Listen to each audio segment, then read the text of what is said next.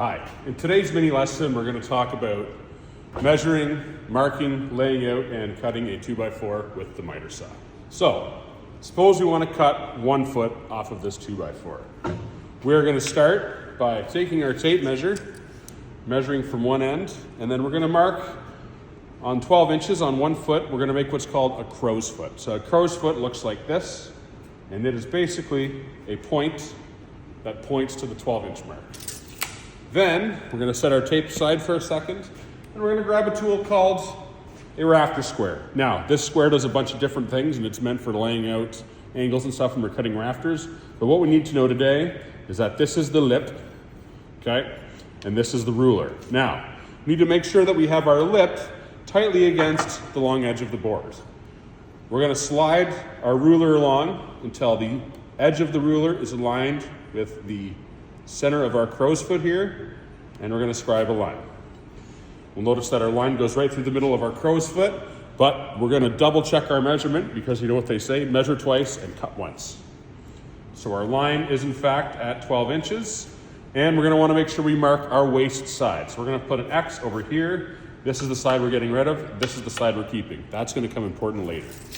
Now, I'm going to set this 2x4 aside for a second, and we're going to talk about miter saw and miter saw usage. So, first and foremost, make sure you're wearing your safety glasses, make sure your sleeves are rolled up if you have any, and make sure that any long hair or jewelry is secured. Now, first thing we're going to want to do is just verify that the guard works on this saw, which it does. We see that it retracts. Make sure our fence is nice and sturdy and that our saw is connected to the stand. The other thing we want to do is make sure that our trigger lock works. So we're going to try to pull the trigger. It doesn't work. Then we're going to push the red button, which you can't see, but the red button's over here. We're going to push the red button with our right thumb, and then we're going to pull the trigger. See that the blade runs through and comes to a full stop. Now, we are going to grab our 2x4 here, and we need to align the left side of this blade, the right side of this blade with the left side of this line, the waist side of our line. So to do that, we're going to bring our 2x4 along here, make sure that it's planted securely across, or along the fence at the back, and make sure that our hand is at least 6 inches from the blade at all times. We're going to bring the blade down, and we're going to align the right side of the blade with the left side of the line.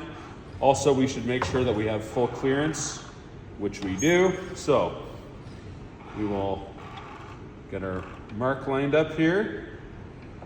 Once we are confident in our cut length, we'll bring the saw back up. Let the blade come up to full speed before you start.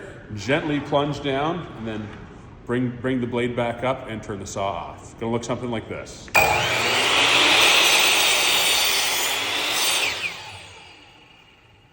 Now, what we should be left with is a piece that is exactly 12 inches long. Look at that, 12 inches, right on the money.